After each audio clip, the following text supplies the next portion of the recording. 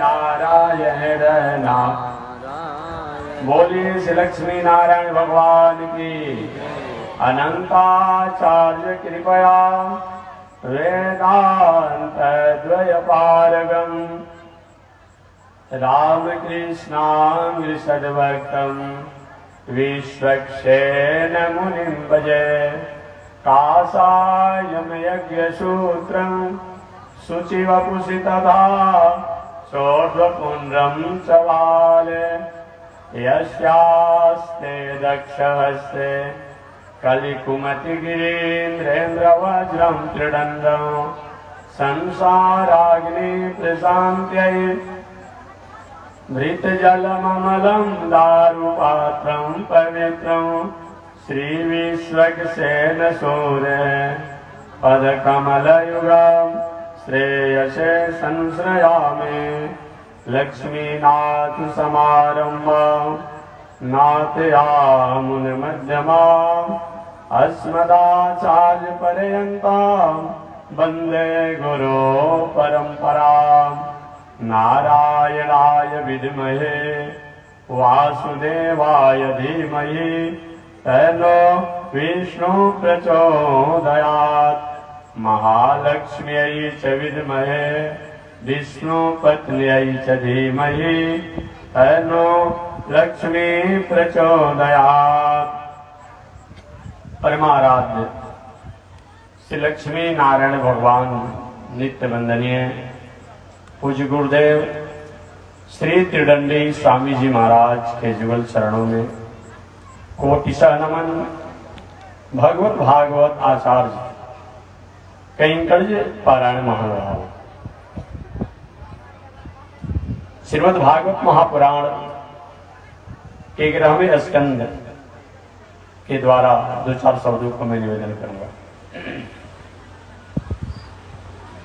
भगवान द्वारिकाधीश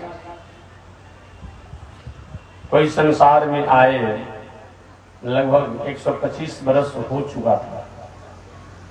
आज से 6000 पहले की घटना है। भगवान अपने लोक में जाने की तैयारी में थे। परिवार का बहुत बड़ा विस्तार था।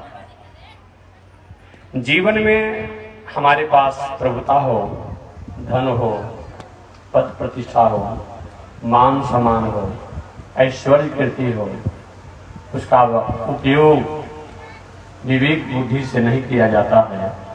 वह प्रभुता, वह धन, वह संपत्ति, वह ऐश्वर्य कहीं न कहीं हमें नुकसान पहुंचाता है। कब?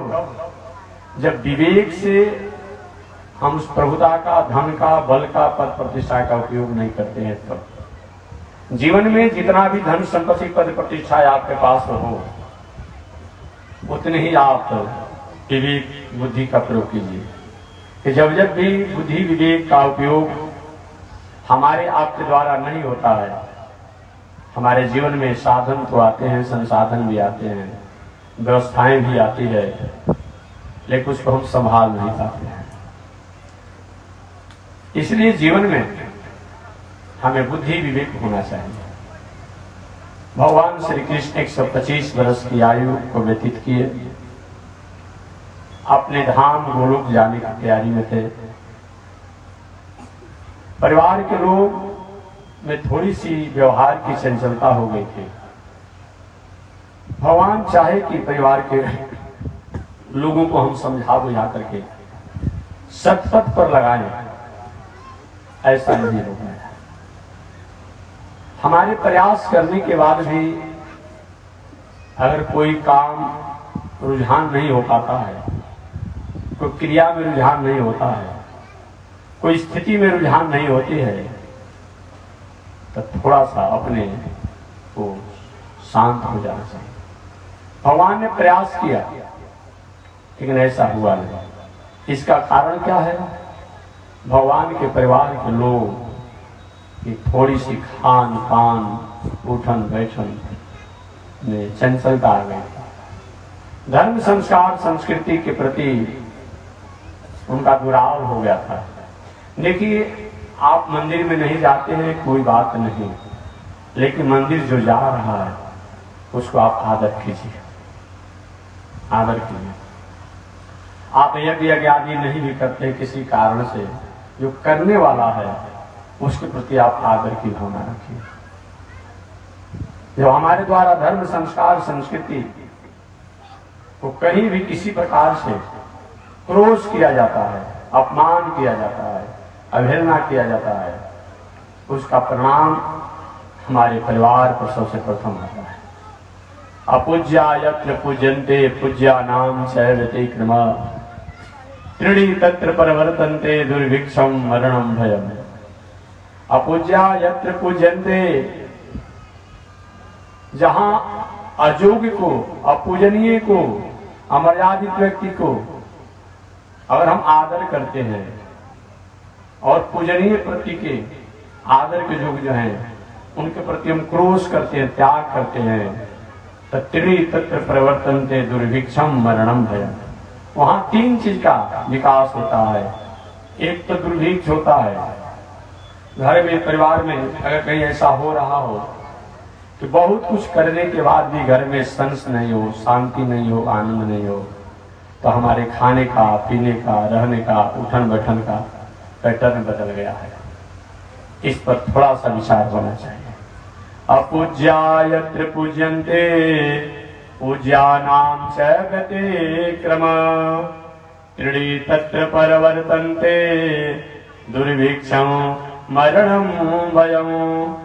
जहां हमारे द्वारा गलत तरीका से जीवन जीने की प्रणाली को अपनाई जाती है, हमारे जीवन में साधन संसाधन होते हैं, लेकिन जीवन में शांति नहीं होती है, जीवन में आनंद नहीं होता है।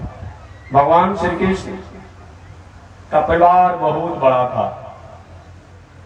कितना बड़ा था ये हमें नहीं बताना है, आप सब लोग जानते हैं। उस कुल खानदान परिवार के लोगों को पढ़ाने के लिए बहुत से आचार्य लोग थे, परंतु परिवार में थोड़ी सी धर्म के प्रति, संत के प्रति अपमान और अवहेलना की बात आ गई। परिणाम क्या हुआ?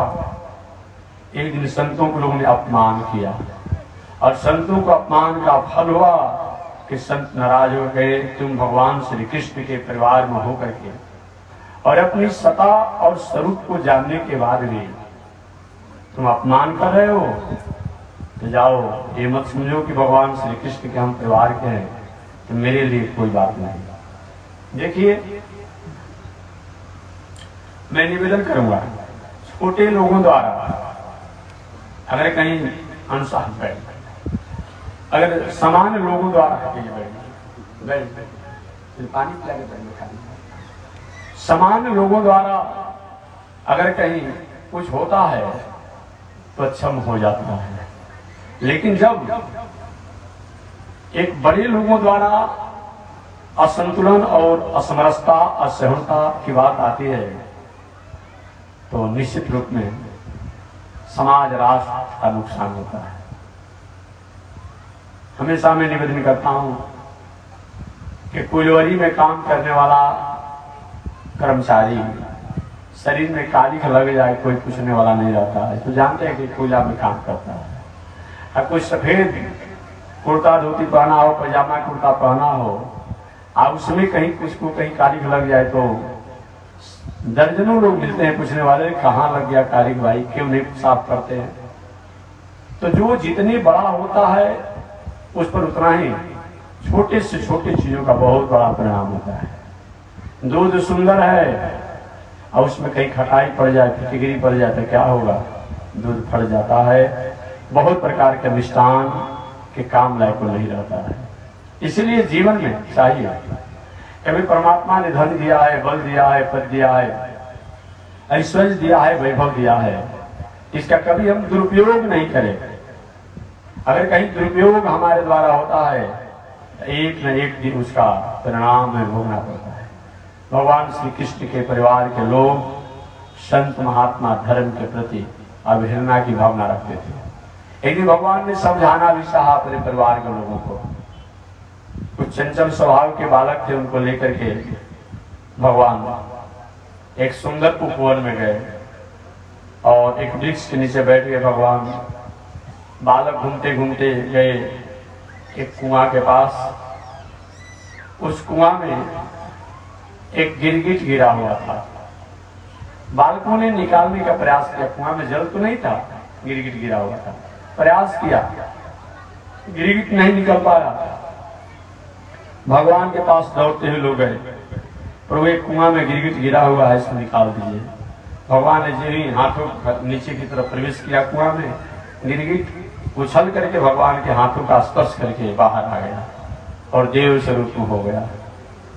भगवान ने कहे, भले आदमी, अभी तुम गिरगिट के रूप में था और अभी देव स्वरूप हो गया, क्या तुम्हारा परिचय है? कौन तुम हो?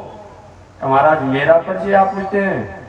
देखिए, जो अहंकारी व्यक्ति होता है ना, हर बात में अहंकार को, बदबू को छुआ ही देता है। भगवान पूछ रहे हैं तो गिरगिट रूप में जो था, जो देव स्वरूप हमारा, मेरा परिचय आप पूछते हैं? शायद आकाश के तारों को गिने जा सकते हैं, बालू के कणों को गिने जा सकते हैं, जल की बूंदों को गिने जा सकते हैं, लेकिन मैंने अपने जीवन में जितना गायों का दान किया है उतना इसकी गिनती नहीं की जा सकती। भगवान ने कहा, जब इतने बड़े आदमी हो, इतने बड़े दानी हो, तभी मरकर गिरगिट क्यों हो गया था? कहा कि गलती हमारे द्वारा हो गई। कौन सी गलती हो गई? क्या कि मैंने दूसरे की गाय और दूसरे को दान दे दिया था। आज भी बहुत से ऐसे लोग होते हैं, कोई पंचायती संपत्ति होती है और उसको आप निजी स्वार्थ में या किसी को देते हैं। नहीं, आप पंचायती संपत्ति कभी भी निजी किसी व्यक्ति का नहीं होता है। याद रखिएगा, स्वर्ग तांबा परदा तांबा ब्रह्मवृत्ति हरे तुझा खष्टी सहस्त्राणी निष्ठायाम जाए तो अपना दिया हुआ हो, दूसरे का दिया हुआ हो, ऐसे ब्रह्मवृत्ति पंचायती संपत्ति अस्पताल के लिए, गौशाला के लिए, मठ मंदिर के लिए, संत के लिए, स्कूल के लिए, अनाथालय में असहाय गरीबों के लिए कोई दिया गया हो और उसको कोई अपने प्रभुता में आकर के हड़प लेता है, वो व्यक्ति अच्छा नहीं होता है। भगवान तो कहते हैं कि हो सकता है हलाहल विष को पान करने से कोई व्यक्ति बच भी सकता है, बच भी जाते हैं लोग, लेकिन जो पंचायती संपत्ति को हड़प लेता है, सार्वजनिक जनहित की संपत्ति को हड़प लेता है, वो व्यक्ति का कुल खानदान परिवार ही अपना ह्रास और विनाश का कारण हो जाता है। तो जीवन में ऐसा होना नहीं चाहिए। एक बात और मैं बताऊं, जैसे शरीर पर तेजाब गिर जाए तो तेजाब को गिरने के बाद शरीर को धीरे धीरे गला देता है, शाम को मांस को, हड्डी को गला देता है। उसी प्रकार सार्वजनिक और जनहित की जो संपत्ति होती है उसको जो हड़पता है, वह व्यक्ति का कुल खानदान परिवार हमेशा हमेशा के लिए समाप्त हो जाता है। दिखने से पता नहीं चलता है, लेकिन शरीर विहीन हो जाता है। भगवान ने पूछा उस गिरगिट से, अरे भाई आप ऐसे क्यों? कौन सी गलती आपके द्वारा हुई? कि महाराज मेरे द्वारा मैंने दूसरे की गाय दूसरे को दान दे दिया था। ऐसा क्यों हुआ? एक मैं रोज गायों को दान करता था। भगवान को हो सकता है कि बूढ़ी गाय को दान करते होंगे, कि नहीं, आज देहातों में परंपरा है, दूध खाए आप, आज जब बूढ़ी गाय होगी तो गौशाला में दान कर देते हैं। अगर कहीं आप देना भी चाहते हैं तो उस गाय की जो खिलाने में खर्चा वो भी आप समझ दीजिए ना, हर महीना में बांध दीजिए, तब तो ठीक बात है। भगवान का हो सकता है आपने बूढ़ी गाय दान कर दिया हो, या हो सकता है दूसरे की संपत्ति दूसरे को दे दी हो, या हो सकता है अनिति से कमा करके धन संपत्ति को और दान किए हो कि नहीं महाराज न्याय अर्जित मैंने धन संपत्ति द्वारा दान किया है। तब ऐसा क्यों हुआ कि विद्वान थे जो किसी से दान दक्षिणा नहीं लेते थे, जितने में रहते थे उतने में संतुष्ट रहते थे, उनकी गाय को मैंने अपना गाय समझ करके भ्रम से, भूल से और दूसरे को दे दिया। जब अपने गायों को ढूंढते आए तो देखिए कि मेरी गाय को बिना मेरी इजाजत के, बिना मेरे आज्ञा के दूसरा दान देने वाला होता कौन है? उन्होंने कहा कि मेरी गाय को आप लेकर कैसे जा रहे हैं? कि नहीं, हमको राजा ने दान दिया। अरे राजा, हमारी गाय को दान देने वाला होता कौन है? दोनों आदमी राजा के पास गए। राजा ने कहा मैंने दान दे ही दिया तो क्या हुआ, इसके बदला हमें से 1000 गाय ले लेंगे। नहीं, जब ही मैं लूंगा अपना गाय लूंगा। आगे वह जिसको उन्होंने गाय दान दिया कि भाई जो मैंने आपको दिया है उस गाय के बदला हमसे 1000 गाय ले ली, कि नहीं जो गाय आपने दिया है वही मैं लूंगा। समाधान नहीं हुआ।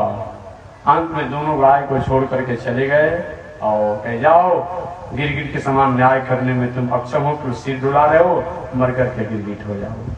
वही कहीं कि मैं महाराज गिरगिट बन गया, राजा निर्गे, जो आपकी कृपा से आज मैं स्थिति को प्राप्त किया। तो जान अनजान में हमारे द्वारा गलतियां हो जाती है, उसका इतना बड़ा परिणाम है। हम लोग क्या करते हैं, सरकार देती है समाज के लोगों के लिए कि गांव में पंचायत में स्कूल, अस्पताल, अनाथालय, गौशाला या गरीब असहाय लोगों की सेवा में ऊपर से ऊपर हम उसको ले लेते हैं। ये अच्छी बात नहीं है। ठीक है, आप ले लीजिएगा, लेकिन आपका परिवार वैसे गलत वस्तुओं को लेकर के शांति प्राप्त नहीं करेगा, जीवन में समझ में नहीं रहेगा। बहुत धन संपत्ति आप कमा लीजिएगा गलत तरीकों से, आप जब समय भोगने का आएगा बेटा बेटी कहीं गलत मार्गों के अधिकारी हो जाएंगे, नालायक हो जाएंगे, आचरण विहीन हो जाएंगे, आचरण से भ्रष्ट हो जाएंगे, सारा जीवन इसी तरह हो जाएगा। ऐसा विचार करते हुए हमें कभी भी अनीति, अन्याय, अधर्म का सहारा लेते हुए जीवन नहीं जीने की कोशिश करना चाहिए। अनीति के वृक्ष पर आपके फल के सुख का स्वाद बहुत दिनों तक टिकाऊ नहीं होता है, याद रखिएगा। अनीति के वृक्ष पर पाप का फल के सुख का स्वाद बहुत दिनों तक कल्याण करने वाला नहीं होगा। कुछ समय के लिए हो सकता है आप चहल पहल हो जाए, लेकिन उसका रिवेट और रिटर्निंग जो होता है अच्छा नहीं होता है। उदाहरण के रूप में मैं महाभारत का संकेत कर दूं, आपने सुना होगा महाभारत में, जिसमें पांडव लोग जरासंध के राजधानी पर चढ़ाई की और चढ़ाई करके जरासंध का समापन हुआ। जरासंध के बाद विजय के सूचक में भीम दादा ने जरासंध के मुकुट को ले लिया। भीम जरासंध के पुत्र सहदेव ने कहा मेरे पिता का ये मुकुट है, मैं धरोहर के रूप में रखूंगा, इसको दे दीजिए। भीम दादा के नहीं, मैं विजय के रूप में लिया हूं, मैं नहीं दे सकता हूं। मुकुट को पांडव लोग तो नहीं पहने, पांडव लोग नहीं पहने, तिजोरी में रख दिए। कभी कभी आप देखते हैं कि नीति, अन्याय, अधर्म से जीवन जीने वाला व्यक्ति दिन दुना रात चौगुना फलता है, फूलता है, तो बोलते क्या होता है पाप क्या होता है, पुण्य क्या होता है, धर्म क्या होता है। अवश्य में भोक्तव्यम कृतम कर्म शुभाशुभम, हमारे आप के द्वारा किए गए कर्मों का फल प्राप्त होता है, प्राप्त होता है, प्राप्त होता है, इसको कोई रोक नहीं सकता है। ये कोई जरूरी नहीं है कि अभी हम कर रहे हैं तभी हमको प्राप्त हो जाएगा। यही कुछ लोग कहते हैं कि अभी कोई कर रहा है उसको नहीं देखा जा रहा। ये कोई जरूरी नहीं है कि अभी हम कोई काम कर रहे हैं ऐसा तभी हमको प्राप्त हो जाएगा, लेकिन निश्चित रूप में प्राप्त होगा, प्राप्त होगा, प्राप्त होगा। इससे आप अलग नहीं हो सकते।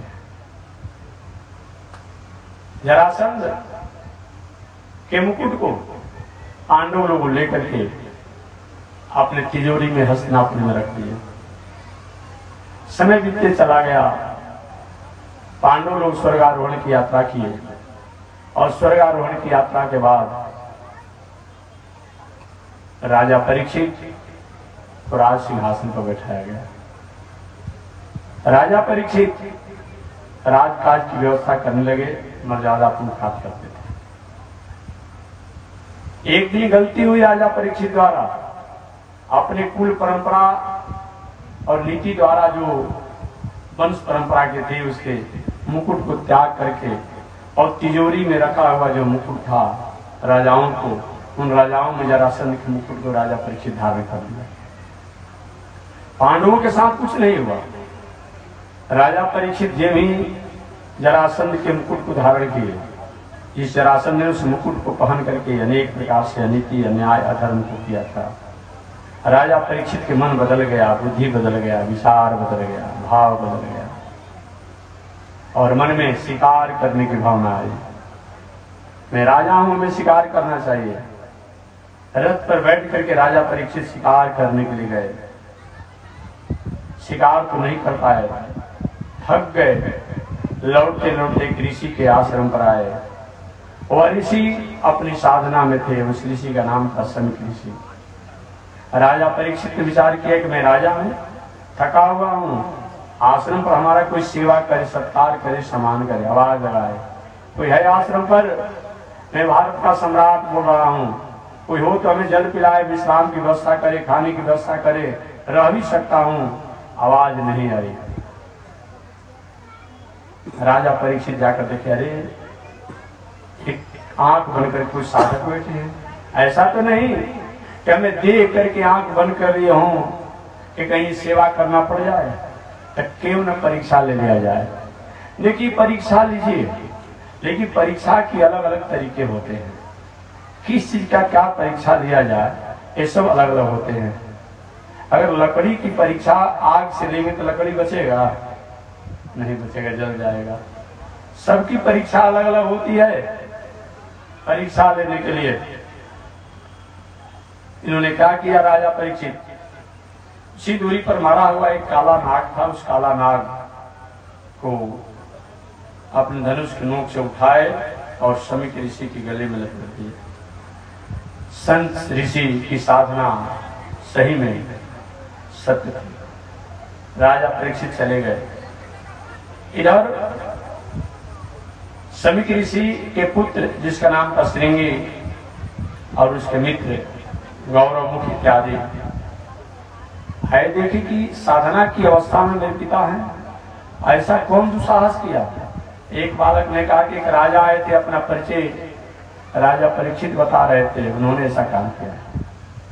श्रृंगी ने कहा, जिसने ऐसा अपमान किया है, दुस्साहस किया है, आज के 7वां दिन इसी सर्प का वंशज उसको काटेगा और उसकी मृत्यु होगी। साफ ना गया। पांडवों द्वारा मुकुट को रखा गया था तिजोरी में, हुआ कुछ नहीं, लेकिन पांडव वंशज पर शिकार करने की भावना आई और बुद्धि बिगड़ गई और सांप लगा। जानते हैं आप हैं, सांप के कारण राजा परीक्षित को सब कुछ त्याग करके और गंगा के तट पर जाकर के और अमरण अनशन में बैठना पड़ा। तो अनीति के वृक्ष पर पाप के फल के सुख का स्वाद बहुत दिनों तक अच्छा नहीं होगा। कुछ दिनों के लिए आप हो सकता है अनीति द्वारा जीवन जी सकते हैं, लेकिन कभी न कभी और कहीं न कहीं उसका रिवेट और विभक्त नहीं होगा। पांडवों को तो कुछ नहीं हुआ, क्योंकि पांडव वंशज को हुआ। यही हुआ हम और आप द्वारा भी कहीं गलत तरीका को अपनाया जाता है, तो हो सकता है हम कहीं उससे उबर जाएं, क्योंकि हमारे कुल खानदान पर इसका कहीं न कहीं प्रभाव पड़ेगा। एक पौराणिक कथा में सुना दूं। एक बात व्यवहारिक, पौराणिक भी है और व्यवहारिक भी है। एक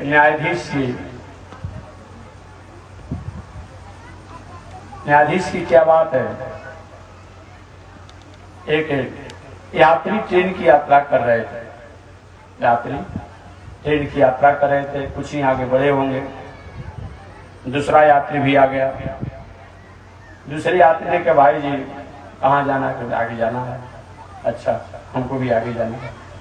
मेरे पास एक मंजूसा है, एक सूटकेस है, एक बैग बड़ा है, अटैची है, इसको आप देख रेख करिए, मैं बाथरूम से आ रहा हूँ कुछ ही समय में। अरे भाई, आपसे कोई परिचय नहीं, कैसे मैं आपके मंजूसा बक्सा को देखूंगा? नहीं, बस मैं तत्काल आ रहा हूँ, कुछ समय में, आप कुछ समय तक देखते रहिए। भाव में आ गए, देखने लगे। वो व्यक्ति, दूसरा यात्री जो प्रथम यात्री को अपने सामान की सुरक्षा का जिम्मेदारी दिया था, 1-2 स्टेशन के बाद स्टेशन से उतर गया। ट्रेन में कोई घटना हो गई, दुर्घटना हो गई, सब जांच पड़ताल होने लगी। अपना सामान दिखाओ, अपना सामान दिखाओ, अपना सामान दिखाओ। सब लोग अपने अपने सामान दिखाने लगे। जिसने अपने मंजूसे को, बक्से को जिम्मेदारी दिया था, जिस व्यक्ति सब दिखा दूंगा, एक इस बक्सा को मैं नहीं दिखाऊं क्योंकि मेरी बक्सा नहीं है, दूसरा यात्री ने हमें जिम्मा दिया है। और शंका बढ़ गया, बक्से की ताला तोड़ी गई तो उसमें एक बालक का लाश काट करके रखा हुआ था। अभी कहना पड़ेगा कि हम आप अपराधी नहीं हैं, रो रहे हैं, मैंने ऐसा गलती नहीं किया है, हम एक व्यक्ति आया था, यात्री आया था, हमको इस तरह जिम्मेदारी दे गए, नहीं ऐसा नहीं हुआ। इनको फांसी की सजा सुना दी गई। न्यायाधीश ने इनसे पूछा कि सही बताओ तुमने अपराध ऐसा किया है कि नहीं? कि हुजूर में जानता भी नहीं, अपराध करना तो बहुत आगे की बात है। ऐसा कस क्यों फंस गया तुम? कि हुजूर यही तुम्हें नहीं करने के बाद में फंस गया। न्यायाधीश जज साहब ने कहा सही बताओ कभी जीवन में तुम्हारे द्वारा ऐसा हुआ है क्या, ऐसा अपराध क्यों किसी की हत्या हुई है? नहीं साहब हमारे द्वारा कभी नहीं हुआ। नहीं याद करो। याद करने लगे, याद करते करते करते हाँ गलती हुई है। क्या हुआ है? मैं अपने भाई के इकलौते पुत्र को धन के लोभ में काट करके और जमीन में गाड़ दिया था। न्यायाधीश ने कहा कि उस समय तो तुमको कोई नहीं जाना, उस समय तो तुमको कोई नहीं जाना, तुम्हारे पर किसी प्रकार की प्रक्रियाओं का प्रावधान नहीं हुआ, लेकिन आज वही पाप देखो, तुमने कुछ अपराध नहीं किया है और आज इस अपराध में फंस गए और फांसी की सजा सुना दी। यही है। कोई जरूरी नहीं है कि अभी हम कोई काम करेंगे तभी हमको सब कुछ प्राप्त हो ही जाएगा, नहीं नहीं, लेकिन प्राप्त होता है, प्राप्त होता है, प्राप्त होता है। अवश्यमेव भोक्तव्यम कृतम कर्म शुभाशुभम, निश्चित रूप में किए हुए कर्मों का फल जो है वह शुभ और अशुभ कहीं न कहीं और कभी न कभी मिलता है, मिलता है, मिलता है। भगवान श्री कृष्ण अपने परिवार के लोगों से कहे, हे प्रिय बंधु बांधो, अगर धर्म संत संस्कार संस्कृति के प्रति किसी का कोई अवहेलना कोई करता है, मैं स्वयं ब्रह्म ईश्वर होने के बाद मैं उसको बचा नहीं पाता हूं, ये निश्चित रूप से तुम जानो। आगे भगवान ने अपने परिवार के लोगों को एक संबोधन के रूप में राष्ट्र के नाम से संबोधन किया अपनी सुधर्मा नाम की सभा में। जैसे हम लोग का एक प्रवचन पंडाल है, वैसे भगवान श्री कृष्ण की सभा का नाम है सुधर्मा नाम की सभा। भगवान परिवार के नाम से संदेश दे रहे थे, बहुत से लोग बैठे थे, हजारों हजारों की संख्या में लोग थे। भगवान ने कहा, हे महानुभावों, जीवन में धन हो जाना, जीवन में बल हो जाना, जीवन में पद हो जाना, जीवन में ऐश्वर्य वैभव हो जाना और इसका उपयोग बुद्धि से करना, ऐसा अगर नहीं होता है तो वह धन, वह बल, वह पद कहीं न कहीं हमें नुकसान पहुंचाता है, गलत मार्गों में ले जाता है। भगवान श्री कृष्ण उपदेश दे ही रहे थे। भगवान श्री कृष्ण के पुत्र जिनका नाम है सांब। सांब कौन है? ये जामवती के पुत्र हैं सांब जी।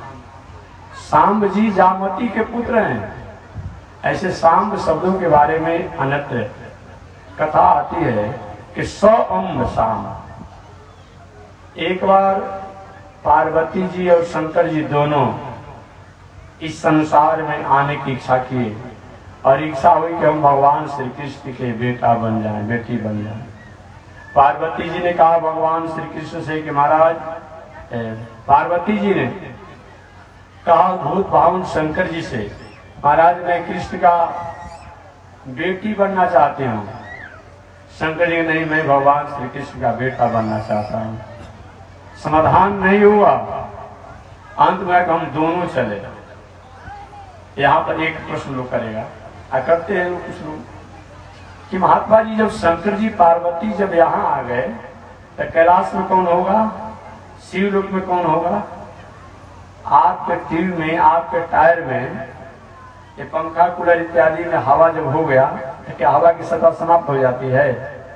आपके गैस सिलेंडर में, आपके चूल्हा में, आपके भोजन बनाने के कार्य में और भी जहाँ जहाँ फैक्ट्री में अग्नि की सतह है तो अग्नि की सतह समाप्त हो जाती है। ये जब नहीं हो पाती है तो वह शंकर जी हो चाहे विष्णु हो चाहे हैं उनकी सत्ता कैसे समाप्त हो जाएगी? ये तो सोचने की बात है। शंकर जी और पार्वती जी दोनों ने तय किया कि हम दोनों लोग भगवान श्री कृष्ण के पुत्र बनेंगे। और दोनों लोग भगवान श्री कृष्ण के पुत्र रूप में जन्म लेने के लिए संकल्पित हुए। ये जामवती द्वारा प्रकट हुए। शाम जी देखने में पार्वती जैसा सुंदर लगते थे और बहुत भावन शंकर की शक्ति वो थे। इसलिए स माने सदाशिव, अम माने अम्बा। शंकर और पार्वती के अंश में ये शाम जी प्रकट हुए। शाम जी खड़े हो गए। नीतिकारों ने कहा है कि 5 वर्ष तक लड़का को लाड़ प्यार स्नेह दीजिए। 5 वर्ष 5 वर्षों से 10 वर्षों तक का बालक हो जाए तो थोड़ा सा शिक्षा संस्कार दीजिए। 10 वर्षों से 15 वर्षों को हो जाए तो थोड़ा सा और अनुशासन शिक्षा संस्कार दीजिए। 15 से 20 वर्षों को हो जाए तो और उसके साथ शिक्षा संस्कार का कीजिए। और 20 वर्षों से 25 वर्षों को हो जाए तो धीरे धीरे व्यवहार अपने भाई जैसा कीजिए, बेटा ही का व्यवहार मत कीजिए। और उससे अधिक बड़ा हो जाए तो बस उसे मित्र जैसा व्यवहार कीजिए। ऐसा अगर करते हैं तो घर परिवार में कभी विवाद नहीं होता है। अगर कहीं वो बड़ा हो गया और उसको आंख दिखाएंगे तो भी आंख दिखाने लगेगा। इस समय से विवेक का प्रयोग करना चाहिए। भगवान श्री कृष्ण के पुत्र शाम जी भगवान श्री कृष्ण उपदेश दे रहे थे। खड़े हो गए कि पिताजी अब आपके जिम्मा काम धंधा नहीं रह गया क्या हम लोग को आप देखते हैं कि बार बार उपदेश देते रहते हैं? क्या हम लोग को समझ में नहीं आता है? हम लोग को समझ में नहीं आता है कि उनका बार बार उपदेश दे रहे हैं। भगवान ने कहा कि बेटा ऐसी बात नहीं है कि आप लोग समझदार नहीं हैं, लेकिन कभी कभी हमारे द्वारिकापुरी में उलाहना आ जाती है कि संतों के साथ धर्म के साथ कहीं न कहीं थोड़ी सी आप लोग चंचल व्यवहार किए हैं। ऐसा होना अच्छा बात नहीं। भगवान उपदेश दे ही रहे थे। आगे शाम जी ने कहा प्रभु ये बताइए, आप अभी कह रहे थे कि जीवन में धन हो जाए, बल हो जाए, पद हो जाए, ऐश्वर्य हो जाए, और इसका उपयोग और बुद्धि विवेक से नहीं हो तो धन व बल व पद व ऐश्वर्य अनर्थ करा देता है। ताकि बुद्धि भ्रष्ट क्यों होती है ये तो बता दीजिए। तो बुद्धि भ्रष्ट न हो। भगवान ने कहा 5 वो दुर्गुण अगर मनुष्य जीवन में आ जाए तो बुद्धि को भ्रष्ट होने से कोई रोक नहीं सकता है। खान पान का दोष, उठन बैठन का दोष, रहन सहन का दोष, जुआखोरी, विषावृत्ति, हिंसा की वृत्ति, ऐसा अगर दुर्गुण हमारे में आ जाए तो कोई हमें बचा नहीं सकता है। आपने सुना होगा राजा परीक्षित तो राजकाज की व्यवस्था को संभाले थे। जब कलयुग आया, कलयुग को पहले तो राजा परीक्षित अपने राज में प्रवेश नहीं करना देना चाह रहे थे। बाहर निकल जाओ, राज में रहने का तुम्हें कोई अधिकार नहीं है, मैं टुकड़ा टुकड़ा कर दूंगा। कलयुग ने कहा महाराज जहां जाते हैं आप ही दिखाई पड़ते हैं, बता दीजिए मैं कहाँ रहूं। देखिए कोई व्यक्ति मार्ग से भटका हुआ सहज हो जाए, अचानक परिवर्तन हो जाए भाव का, व्यवहार का, कर्म का, आचरण का, स्वभाव का, तो थोड़ा सा सजग हो जाइए, न तो कहीं न कहीं धोखा हो सकती है। कलयुग हाथ जोड़ लिया महाराज मुझको कहीं शरण लीजिए। आपके वंशज जो हैं, आपके पूर्वज जो हैं शरणागत को रक्षा करते हैं, आप कृपा करिए। राजा परीक्षित परिवर्तित हो गए। ठीक है चलो मैं तुम्हें माफ करता हूं, लेकिन राज से निकल जाओ। कलयुग ने कहा मैं निकल तो जाऊंगा लेकिन रहने का एक जगह तो दे दीजिए। कहाँ मैं रहूं, कहाँ मैं रहूं? राजा परीक्षित ने अलग अलग जगहों को दिया। हिंसा, जुआखोरी, वेश्यावृत्ति, नशा इत्यादि को दिया है। कलयुग ने कहा महाराज एक तो आपने ऐसा जगह दिया जो अच्छे लोग वहां रहेंगे ही नहीं, एक अच्छा जगह भी दे दीजिए। आओ देखे न ताव देखे राजा परीक्षित कि चलो मैं सोना में तुम्हारा जगह देता हूँ। सोना का मतलब क्या होता है? अभी माता जी एक सुबह में आई थी मध्याह्न काल में, कही कि हमारा महाराज जी भूल गया। अब बताइए, आप अपनी गला में पहनती हो, आप अपने को संभाल नहीं पाती हो, तो मेरा कहाँ चला गया? हमेशा जट समिति के लोग, हम लोग भी कहते रहते हैं, पोस्टर वाले सिखाते रहते हैं कि सोना में कलयुग का वास होता है। हमेशा मैं कहता हूँ, एक तो सोना चांदी आभूषण आप पहन कर ही किसी भी सार्वजनिक आयोजन में आप मत आइए। हमारे यहाँ नहीं, विवाह हो, शादी हो, उत्सव हो, महोत्सव हो, तीर्थ हो, व्रत हो, यज्ञ हो, मत आइए। अगर आपकी श्रद्धा है कि हमें पहनना ही आभूषण, तो वर्तमान समय में 2-4-10 रुपए का मिल रहा है। कौन आपसे पूछने जा रहा है कि 24 कैरेट का सोना है कि कितना कैरेट का है? अच्छा सोना चांदी को रख दो सुरक्षित, और जो 10-20 रुपए का जो मिल रहा है, एक भर के बदला में 10 भर पहन लो। कौन रुकने जा रहा है? तुमको दिखाना है तो पहन लो। लेकिन पहन कर आती है, बड़ी आश्चर्य की बात है। एक कभी हमने ऐसा नहीं सुना कि कोई पुरुष या व्यक्ति कहे कि हमारा कहीं आभूषण कहीं भूल गया। कभी ऐसा, कभी किसी इलाकों में होता होगा, लेकिन माताएं कहाँ खोई रहती है, कैसे खोई रहती है कि समझ में नहीं आता है। इन्हीं के गला से, इन्हीं के कान से, इन्हीं के सांस से और आभूषण चला जाता है, इनको पता नहीं चलता है। नहीं, एक तो पहन कर मत आओ। हमारे कभी भी कहीं भी, कभी भी और कहीं भी मत पहन कर आओ। पहनने की सलाह है तो 2-4-10 रुपये वाला पहन लो, और जो कीमती जो आभूषण उसको सुरक्षित जगह पर रख लो। याद रखिए, अन्यथा इस सोना में राजा परीक्षित ने कलयुग का वास दे दिया है। तो कहीं न कहीं जो कलयुग के भाई बहन हैं, वो अपना दाव और जगह देखते रहते हैं और कुछ न कुछ कर ही देते हैं। तो कलयुग के भाई को जगह न मिले, इसके लिए तो आपको सब संयम करना पड़ेगा। तो कलयुग ने कहा महाराज आपने 4 जगहों पर जो दिया वो तो अच्छे लोग वहां रहते नहीं है, एक अच्छा जगह दे दीजिए। तो वही परीक्षित ने कहा चलो मैं तुम्हें सोना में दे रहा हूं, मैं तुम्हें सोना में दे रहा हूं। और वही सोना में जब दिए तो राजा परीक्षित के मुकुट पर, मुकुट जो पहने थे उसी पर कलयुग प्रहार किया और राजा परीक्षित मार्ग से भटक गए। अतः जीवन में हमारे पास धन हो जाए, बल हो जाए, पद हो जाए, बुद्धि विवेक हो जाए, ऐश्वर्य कीर्ति हो जाए, इसका उपयोग हमें बुद्धि और विवेक से करना चाहिए। अगर बुद्धि विवेक से धन का उपयोग नहीं करते हैं, बल का उपयोग नहीं करते हैं, पद का उपयोग नहीं करते हैं, तो कहीं न कहीं इसके द्वारा हमें धोखा हो सकती है। भगवान श्री कृष्ण के पुत्र शाम जी ने पूछा, पिताजी ये बताइए कि बुद्धि बिगड़ती क्यों है? बुद्धि के बिगड़ने का क्या कारण है? तो 5 गो अवगुण, चाहे देवराज इंद्र में हो, चाहे कुबेर में हो, चाहे किसी में हो, उसको हरास विनाश होने से कोई रोक नहीं सकता है। जुआखोरी, वेश्यावृत्ति, हिंसा, नशा का दुर्व्यसन, कोर्ट कचहरी का दुर्व्यसन। कोर्ट कचहरी न्याय के लिए तो सहारा लेना चाहिए, और दूसरे का खेत खलिहान दखल किए हैं, कब्जा किए हैं, गलत तरीका से लिखवा लिया है, अब कोर्ट कचहरी का सहारा ले रहे हैं। न्याय के लिए न्यायालय में जाइए, और अन्याय कर रहे हैं और न्यायालय में जा रहे हैं, ये बात ठीक। आज बहुत से लोग होते हैं कि मठ का, मंदिर का, संत का, महात्मा का खेत खलिहान, कोई संत महात्मा को दबाव देकर कैसा स्कूल का, अस्पताल का, अनाथालय का किसी लोगों को मिलाकर लिखवा लेता है, और कोर्ट लड़ता है कि हमारा डिग्री हो जाएगा। ठीक है, इस दुनिया में डिग्री प्राप्त कर लो, ऐसा हो सकता है, लेकिन कहीं न कहीं इसका परिणाम तुम्हारे और तुम्हारे लोगों के पास आएगा, याद रखिए। इसीलिए ये दुर्गुण अगर हमारे पास आ जाए तो व्यक्ति को बुद्धि विवेक बिगड़ने से कोई रोक नहीं सकता है।